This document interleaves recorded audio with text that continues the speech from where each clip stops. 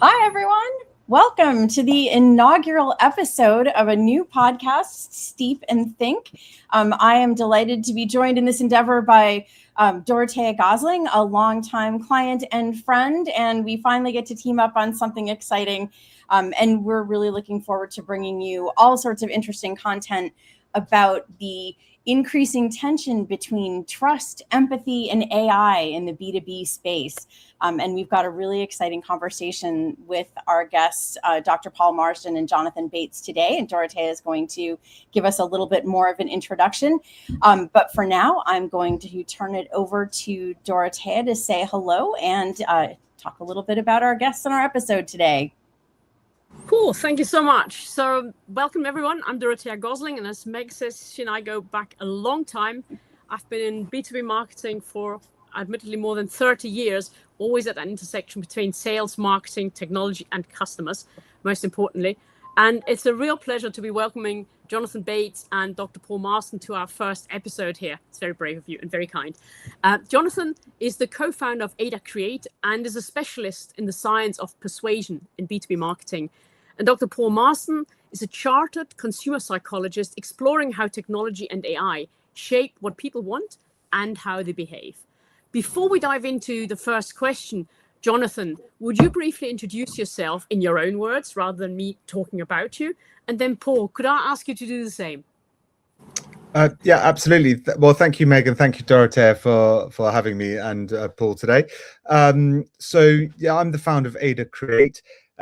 And what that does as a company, we use behavioral psychology combined with AI to understand how people think. So that's really my passion, is understanding what motivates people to make decisions and then how that works in a B2B environment. So, what sort of change or transformation do we have to change in people's thinking? Are we working to a prevention mindset where people are cautious? Are we working to a promotion mindset where people are open-minded and looking for things to change?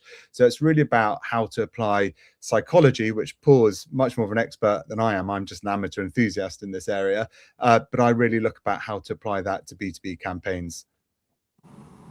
Yeah, and hi everybody. I'm happy to be here. Thank you very much for having me. So I'm Paul, Dr. Paul Marsden. I'm a chartered psychologist specializing in consumer behavior and also positive psychology, which is the science of happiness. And you may, if you've seen me or known me before, a lot of my work is related to how AI and emerging technology can either mess with our minds, mess with our feelings, mess with our relationships, or actually improve them. So doing some evidence-based research on how AI is influencing us as humans.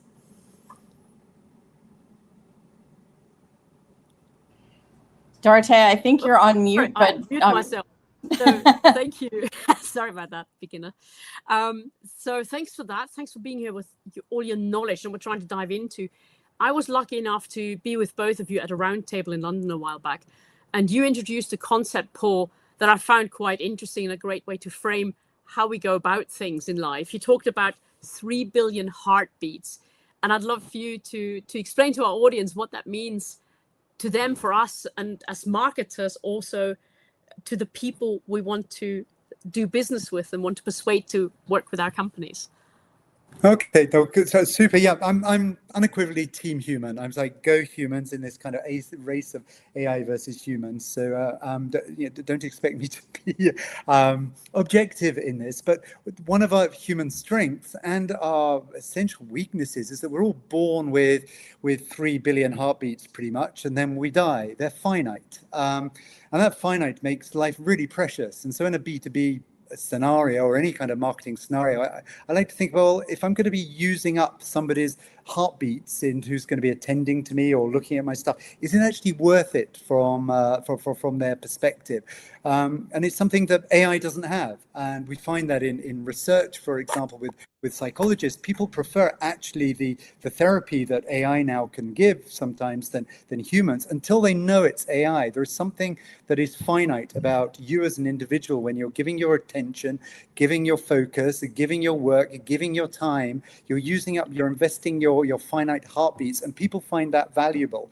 And so I like to think of sort of heartbeats as the sort of the ultimate currency, which is very human first, because of course AI doesn't have heartbeats, and because an AI can be talking, selling to a bajillion people at once, it's actually kind of worthless. There's something very special about humans, because we only have these 3 billion heartbeats, and it matters who we choose to work with and who we choose to invest our heartbeats in.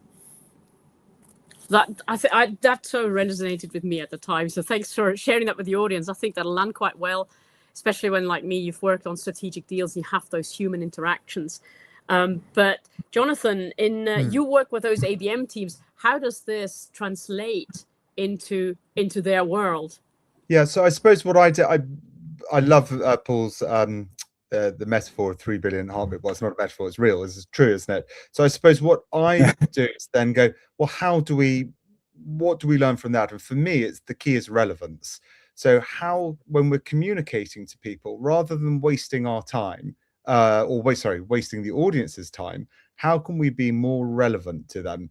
So we're actually adding value to what they're reading. And I think B2B marketing is often quite guilty of being very one-dimensional. We look at our own product and we try and force our product onto people. And we have this misnomer that we think our product is so fantastic. And Paul's got some statistics about, how we overestimate how wonderful our products are. But we sort of go out there with a megaphone and we just shout louder and louder and trying to get people to see our product. And what we believe is what we need to do is turn it 180. You need to see the world through your customer's eyes. And once you see the world through your customer's eyes, you see it totally differently.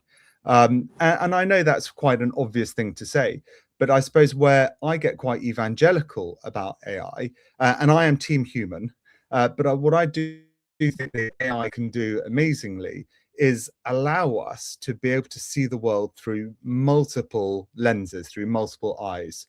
Because as a human, I have biases. Whatever the last deal or the last contract I worked on, I'm slightly influenced by that. And so when I'm now looking at the next cloud cybersecurity or cloud technology or ERP technology, I'm influenced by what's happened before. And I sort of think, well, the client will like that or the audience will like that. Whereas actually, I need to stop and look at it through other people's eyes. Now, I've only got my lived experience. I only know what someone who grew up in the south of England, has traveled a little bit, worked in 4 or 5 different industries, knows.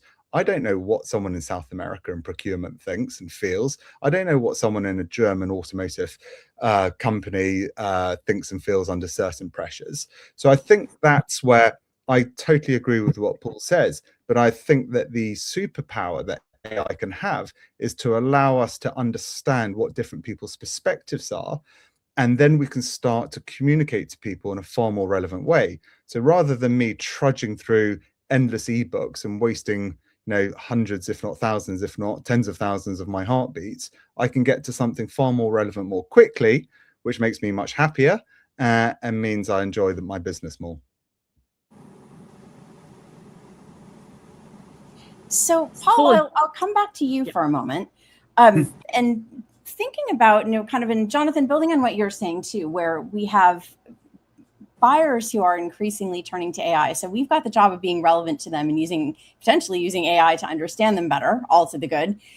We also have buyers who are turning to AI to help them uncover their options and help them make decisions. And Paul, as you think about that, what does that shift mean? What's happening in someone's brain when they move away from sort of doing that work themselves, sort of the old-fashioned way, over to getting an assist from AI? What shifts? A number of things shift. So I think the first thing that shifts is that people are overloaded, and there's all this B2B content being generated.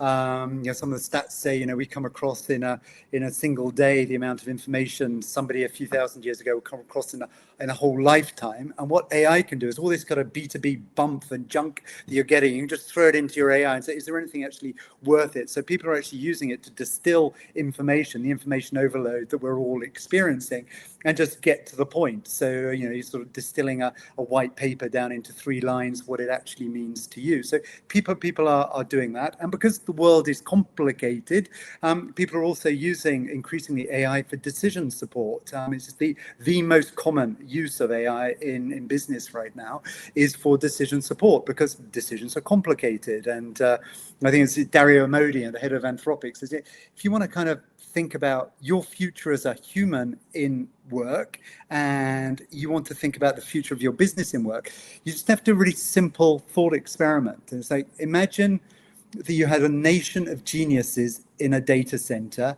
that is on call and ready to work for you 24/7. What would you do differently? And one of the big problems that we get in business is just information overload, massive amount of information overload. So the answer to your question is what happens is people are using they're offloading, cognitive offloading, some of the kind of just the massive amount of information we're getting, dealing with data smog, with data overload, to kind of just get to the point. But once you realize that, of course, then it's on the onus of us as sort of B2B sellers, is saying, okay, well, if somebody is going to use AI to distill what I'm going to do, why don't I just create a distilled version already? Otherwise, you're in this mad situation where we use AI to generate endless white papers and sort of huge amounts of content that then gets sent and then just gets put into another AI to distill it. The only thing that happens in all that is just you end up using a bunch of intelligence tokens and you make the earth a little bit warmer. It's not a good outcome for anybody. So just to build on that, I understand in terms of the shift in the cognitive, the shifting the cognitive load over to AI, which you could argue makes sense because it really is kind of a pain in the neck.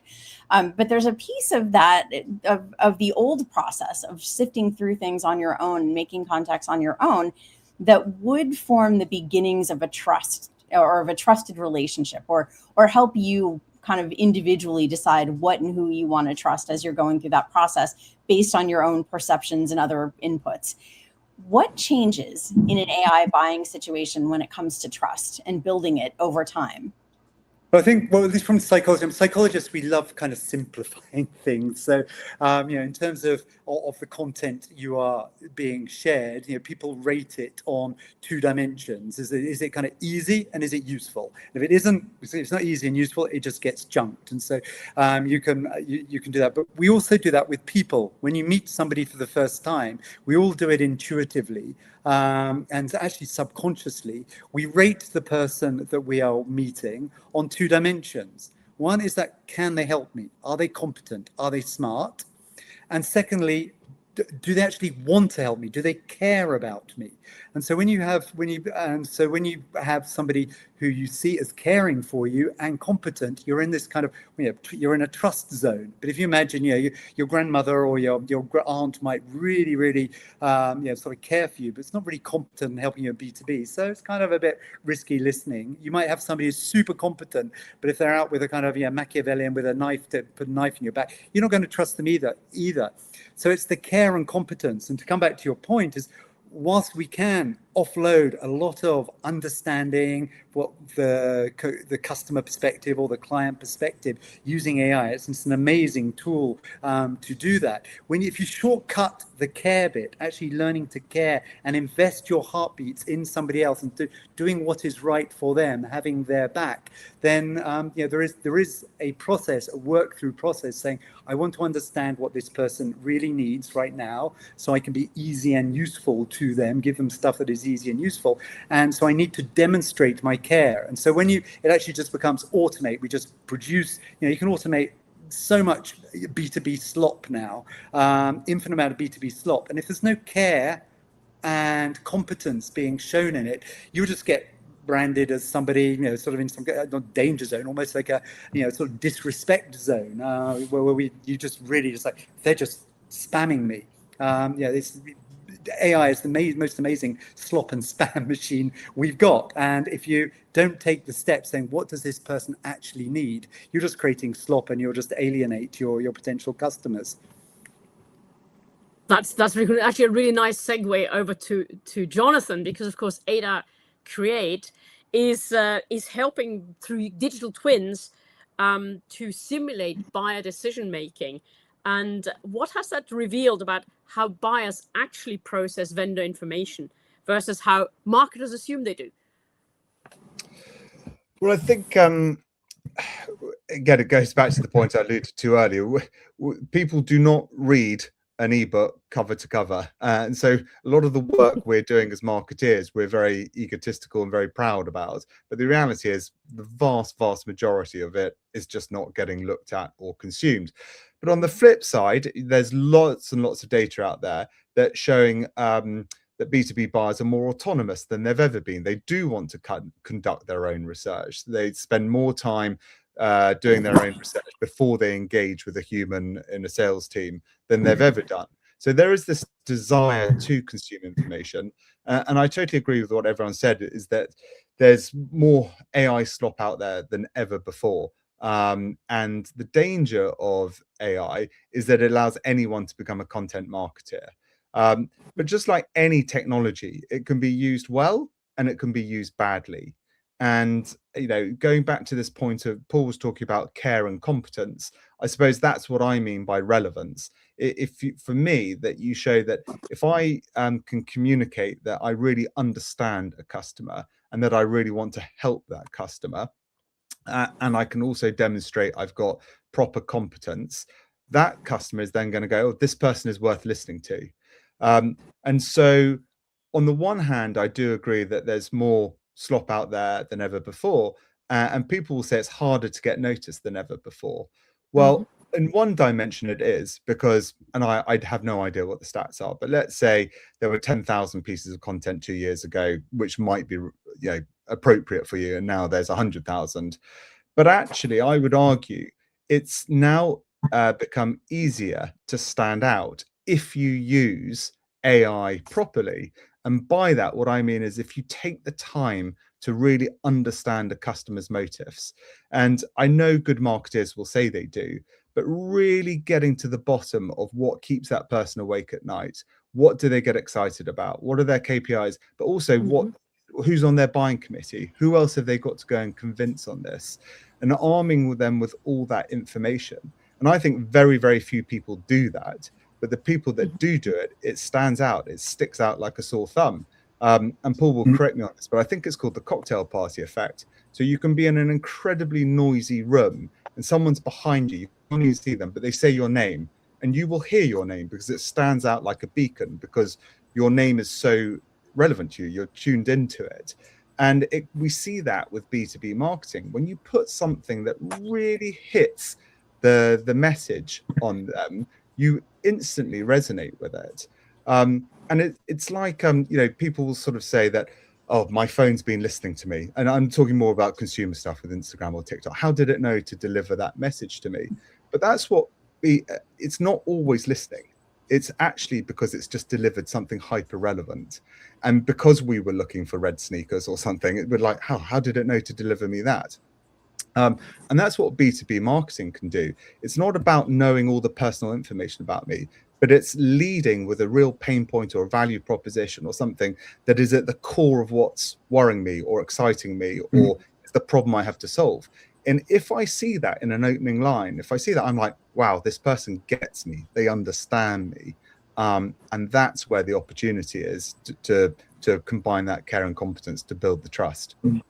And I think it's for me, I'm 100% Jonathan, I agree. I think for me, it comes down to simple. It's empathy. It's our ability to step into the shoes, metaphorically into the shoes of another, and see the world from their perspective. And for that, AI is absolutely amazing. There's a lot of talk about, can you create digital twins of your client, and sort of how predictive. But what AI is really good at is actually understanding the situation of somebody and role playing your client, your prospect, and being able to say whether what you're saying is actually relevant. You know, whilst I'm team human, I think there is a massive opportunity for using AI as an empathy machine, where it just helps you see the world from somebody else's perspective. You know, there's all sorts of you're probably familiar with the stats. 80% of vendors think that what they are selling is best in class. If you actually ask their buyers, only 8% agree. Bain call it the 88 rule. Marketers, we're supposed to be good at marketing, understanding needs, but actually in empathy tests, there's something called the empathy quotient, just like your IQ is an empathy quotient. Only a third of marketers are actually proficient at seeing the world from somebody else's perspective. And I think from that perspective, AI is absolutely brilliant at that.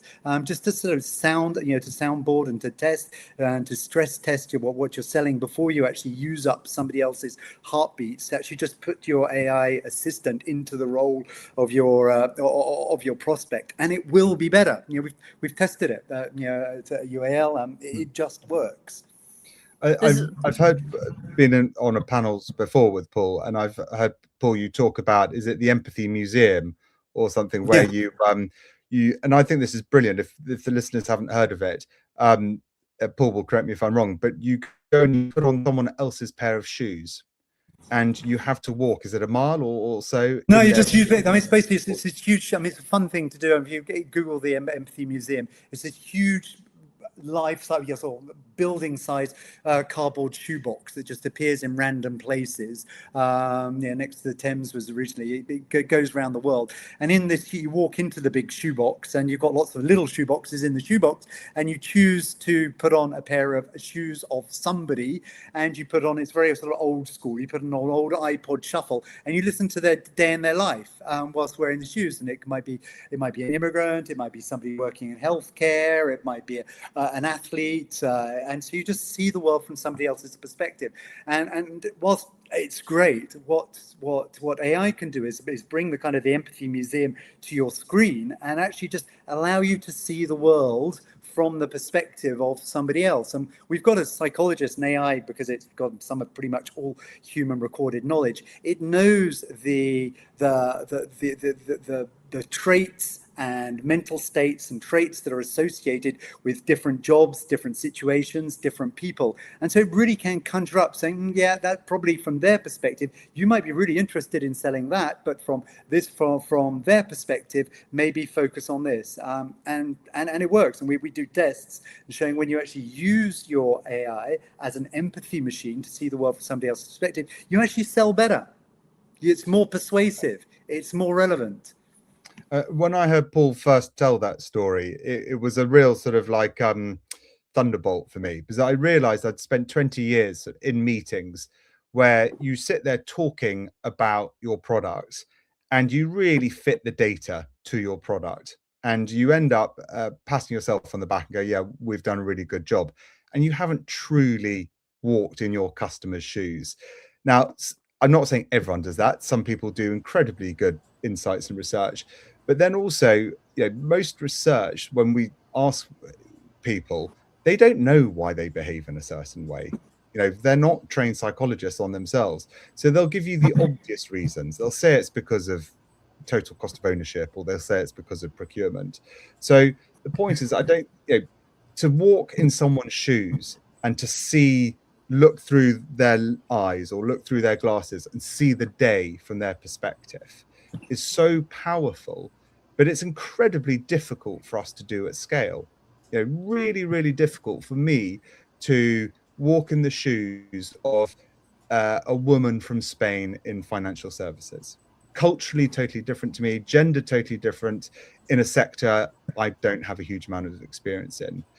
But what AI can do, AI can help start to simulate that and hypothesize for me.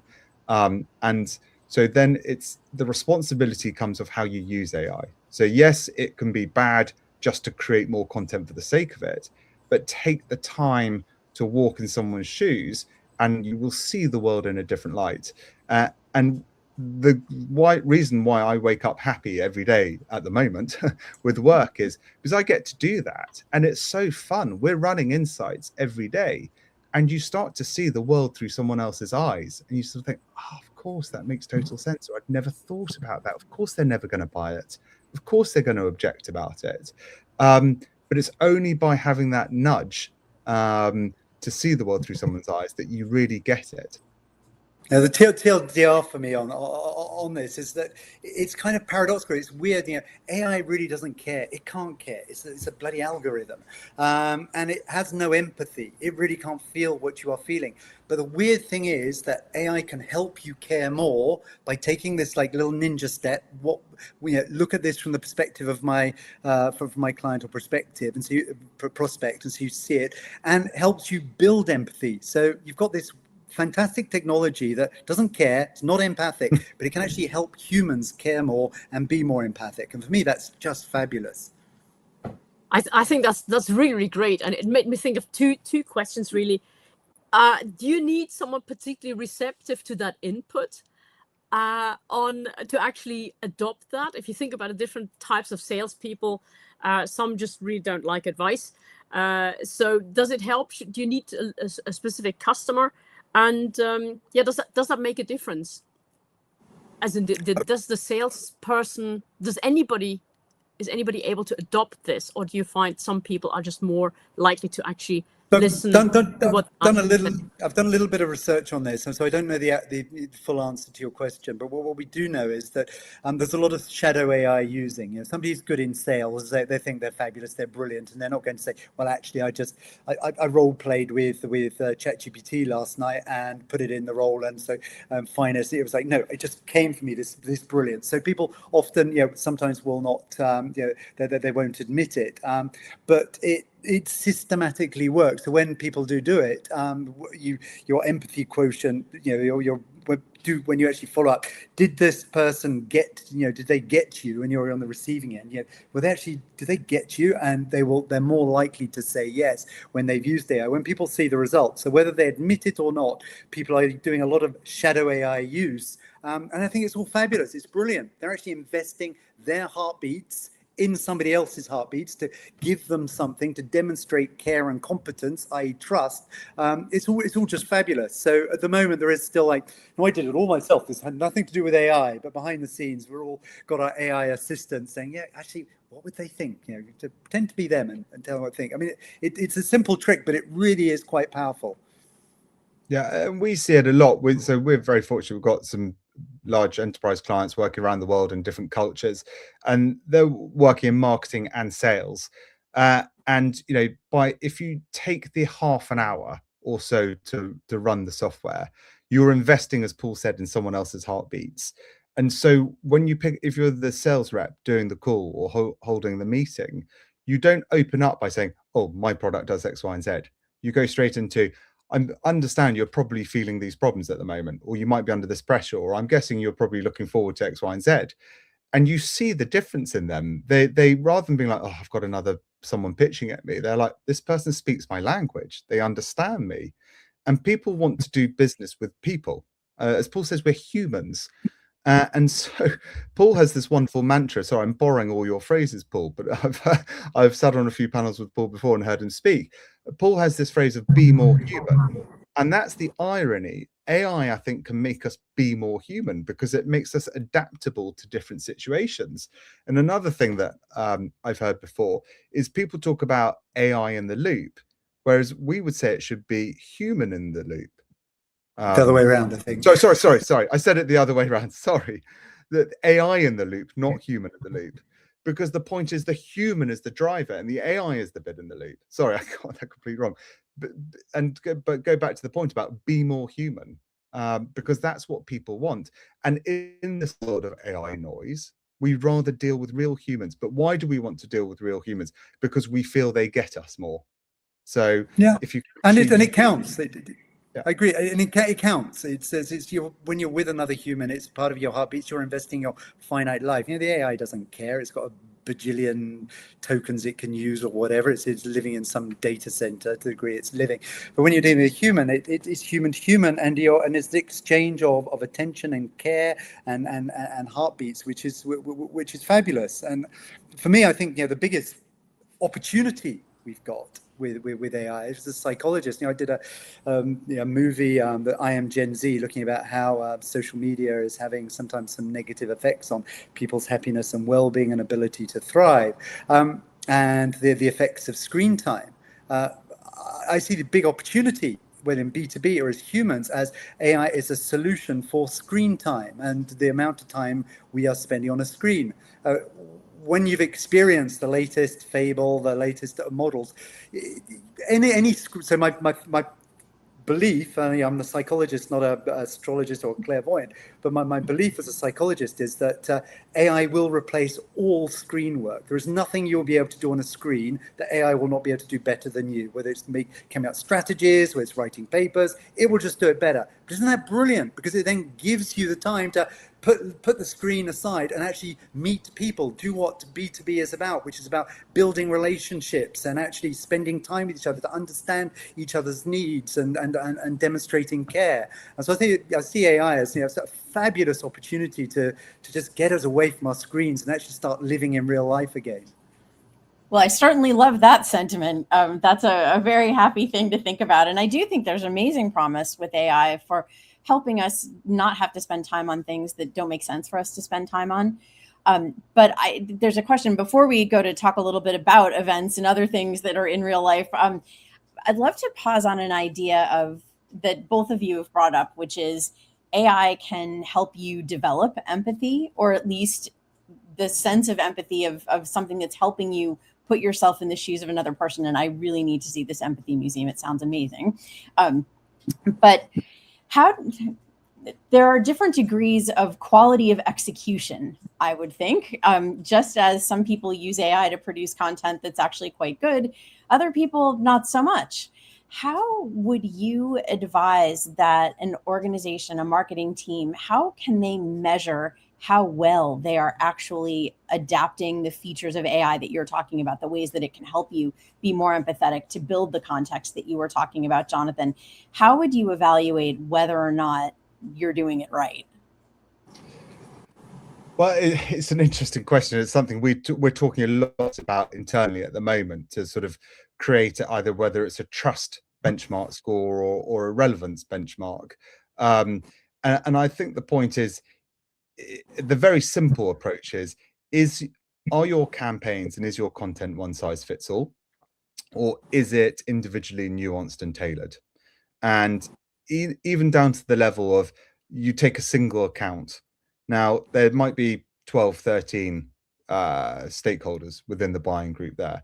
Are you actually tailoring all your content and all your messaging to each one of those individually? Does that content and messaging then adapt and flex as you go through the buying stage?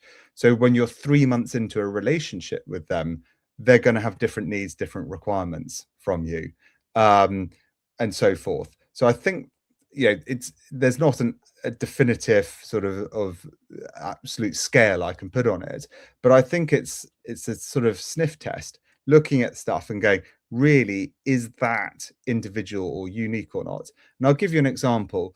A brand we were speaking to recently produced a white paper, very well written, and I think it was relevant for 7 different industries, across 5 different job titles, across 24 European markets. So if my maths is correct, I think that's 840 variations. I think they created 2 or 3. So they did less than 1% of the total addressable market of people it's relevant for. And that's even before you take into individual companies within each of those variations. So I think, for me, what I'd urge people to do is almost draw that grid. It's almost a 3-dimensional grid: industry, geography, job title, and how many people, how many of those grids is your product relevant for, and how many of those 3-dimensional grids, dots, are you actually filling? And we illustrate that for clients, and they'll see it 840, and when you show them you're actually only filled 3 of those dots, they then realize, I'm saying the same message to everyone. And it's just, if you're generalist, it doesn't appeal to anyone whatsoever. So I think that's just a really simple sniff test to do, is map it out across those 3 dimensions. Ideally, you go even more. You go down to company level, and then you go down to individual level. So imagine what that matrix then looks like. But that's, for me, is a simple way for brands to go, are we really doing this well or not? Or have we just spent 6 months doing a piece of research which has got some absolute gold dust in it, some really good snippets, but because we're trying to make this appeal to people in finance as well as automotive, as well as aerospace, in France as well as Benelux, you've stripped out anything useful within it whatsoever. And you've done completely opposite of what Paul says about walking in their shoes. What you've done is gone, what do I have to tell people?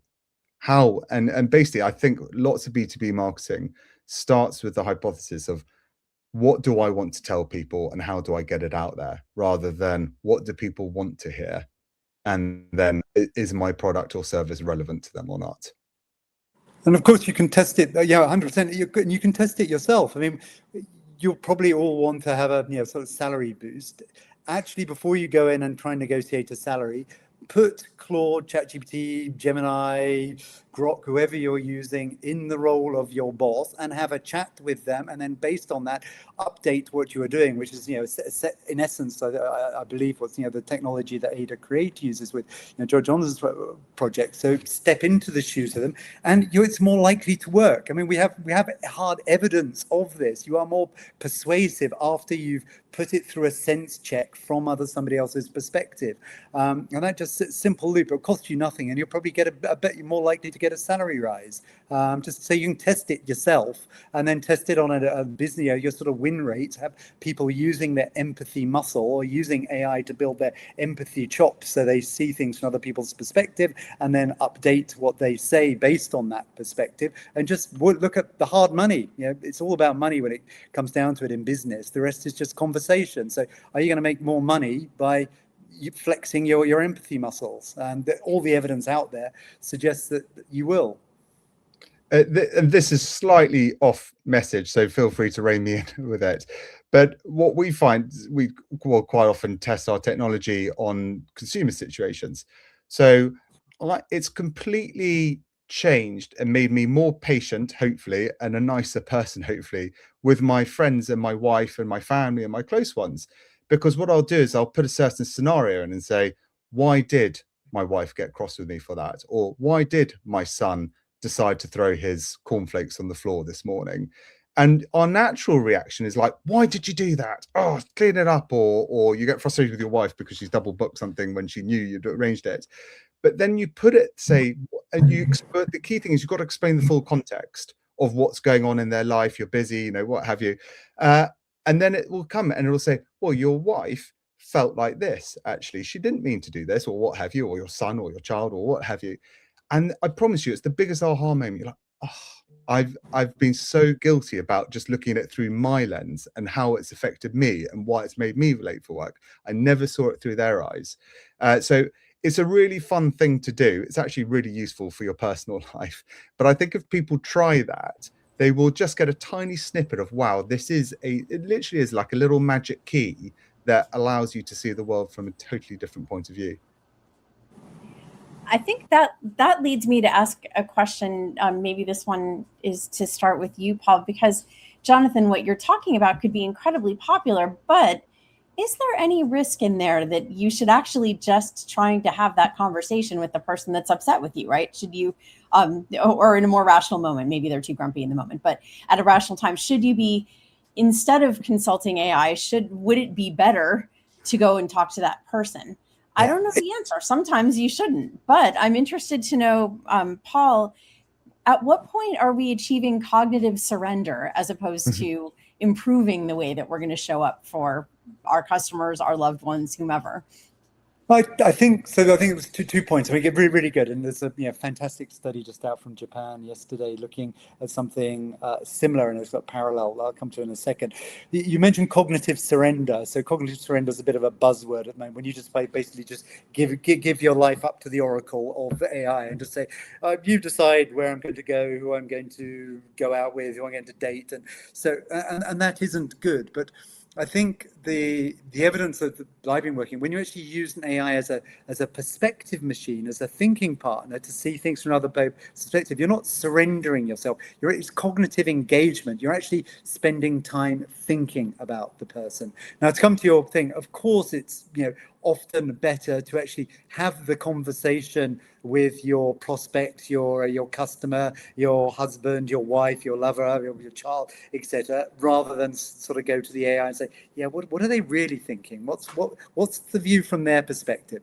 But sometimes you can't, and so it's kind of, you don't get the perfect in way of the kind of what is actually is good, and it can work. So the parallel is the studies that have been done on whether or not AI companions are actually a solution for loneliness. Of course, it's better to talk with other human beings and actually share some of your heartbeats together with other real human beings, rather than this sort of genius sort of alien machine intelligence. Yeah, of course it's better, but for some people it's just not possible. So I don't think it's either or, and I think it's the same thing. Sometimes conversations are difficult to have, and if it is a difficult conversation, actually running it through with your AI thought partner, saying, okay, I want you to take their perspective for a moment, and actually simulating that, you'll become a more caring, empathic, and the conversation will just go better. So I don't think it's necessarily either or. Of course, it's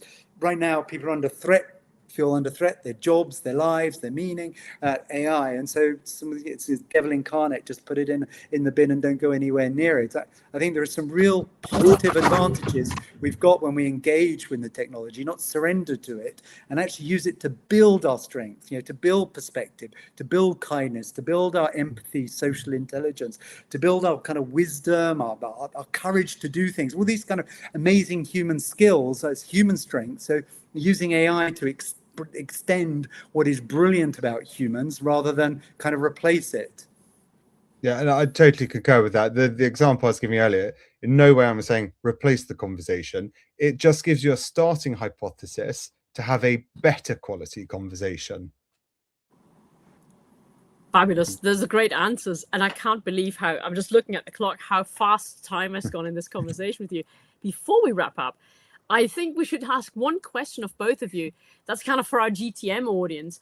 So if you had to advise a VP of marketing who runs an ABM program with about 10, 15 staff around the globe, what is the one thing they should stop doing with AI and instead should start doing with it? Shall I go first, Jonathan, or do you want to go first? Yeah, no, you go first. Give me the longest thing. Okay.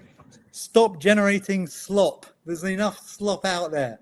And start using AI as a perspective machine to help you understand other people's perspectives. I mean, it's Henry Ford, said there's one secret to success in business. It's the ability to get into the head and see the world from your customer's perspective. And we're all brilliant in that at business. That's why we're in business. And that's why I'm a psychologist. I like to get inside people's heads and see the world from their perspective. And AI can be a fabulous tool. And you don't have to have any workflows or huge subscriptions. It's like literally just ask your AI assistant, okay, from their perspective, what are they thinking right now? It stops us being so wrapped up in ourselves and walk the talk of helping solve people's problems at a profit and understanding what their problems are and being able to give tailored, helpful, kind, useful solutions.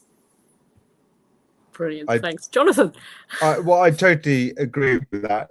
And I wouldn't say less content, I'd just say less slop, because more content, if it's relevant, can be good. But I think the thing that really frustrates me in the marketing world is I just hear AI talked about as being an efficiency machine, which is true. It's amazing as efficiency, but I would just love people, as Paul's alluded to, think of it as a thinking companion. And I don't know why marketeers have been so resistant to it today. So I've got two theories. One is people just don't know what AI can do, which is totally fair enough. I'm biased. I live in it. I spend 10, 12 hours a day doing it. There's many industries I have got no idea what it can do, and it doesn't come with a handbook. So we're all learning every day what the capabilities are. But I also think sometimes marketeers can be a bit fearful because they think that, or we believe that the thinking side of marketing is our domain. That's our expertise. And if you take that away from us, is that an existential threat to our being, our whole purpose of being a marketeer? But I would argue, use it as a thinking companion. It's not a substitute. So that would be my first thing. Get everyone in your team using AI as a perspective machine to bounce ideas at, because whatever it comes back with is just a hypothesis. It's not always an absolute truth, but it'll make your quality of thinking exponentially better. I love that idea. We all can use a good thought partner. And as you said, sometimes it's not convenient to have a human one. So this is giving us all an opportunity to see things from a different point of view. And that always makes things better. I would love to close, since we're at time, but I'm going to run over just for 1 minute more. I'd love for each of you to recommend one book or paper or something that people should read as they go about the rest of their week. One paper, one book. I mean, there's so much out there. I'm a huge fan of what 𝗃𝗏𝗁𝗁𝗁 is doing from Wharton. He's a marketing professor, and he has an amazing way of talking without BS, talking whether it's management BS or whether it's tech mumbo jumbo. He makes it real for you. And he's written a book called Co-Intelligence, got a new book coming out called Coexistence, about how we're going to thrive with AI. And he's got a fantastic Substack called One Useful Thing that gives really practical, no nonsense, how to thrive in this era of AI. So 𝗃𝗏𝗁𝗁𝗁𝗁. The other thing if you ask me one, I'll give one more, if I may, just from a psychologist's perspective.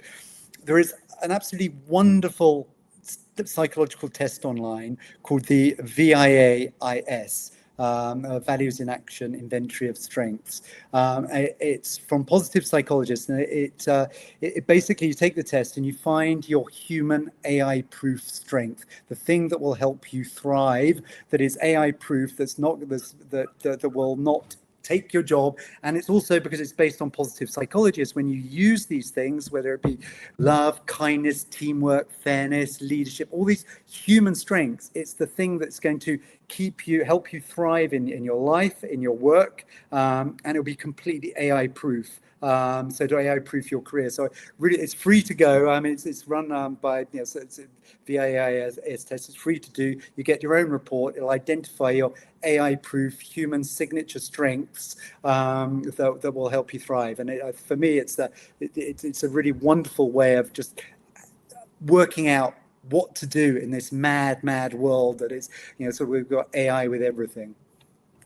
I love it. Thank you. I know exactly what I'm doing after this discussion. Jonathan, over to you. Well, I suppose I would agree with Paul and 𝗃𝗏𝗁𝗁𝗁𝗁. I mean, but that's boring. You probably don't really want me to say the same thing. It's probably not so much relevant to everything we've been talking about, but I suppose the book that really got me thinking about this was reading Phil Barden and Decoded, because it just made me realize that we think we're unique, we think we're individual, but we're not. We follow patterns, we follow trends, and we're incredibly we're easily influenced, we're easily persuaded. And I think, without wanting to sound manipulative or Machiavellian, it, as a marketeer, just understanding that humans follow traits, we follow patterns, and really, if you're going to be a serious marketeer, you really need to understand roughly how the human brain works. Absolutely. And I'll pause and just say thank you very much to you both. And also thank you to you, Dorothea, for joining me in this endeavor, teaming up. I'm delighted. Any final words before we wrap for today? For you, Dorothea. Oh, for me, sorry, I was waiting for the audience. No, I think it was fabulous. Thank you both for giving your time up for our inaugural podcast here. And I think you've shared so much valuable information. I'll be going through the transcript, ordering books, and doing a test. So we're bringing the servers now tonight. Thank you very much for having me. Brilliant. Well, thank you very much for having me. Our pleasure. And thanks, everybody, for joining. And stay tuned for future episodes of Steep and Think. Have a great rest of your day. Bye.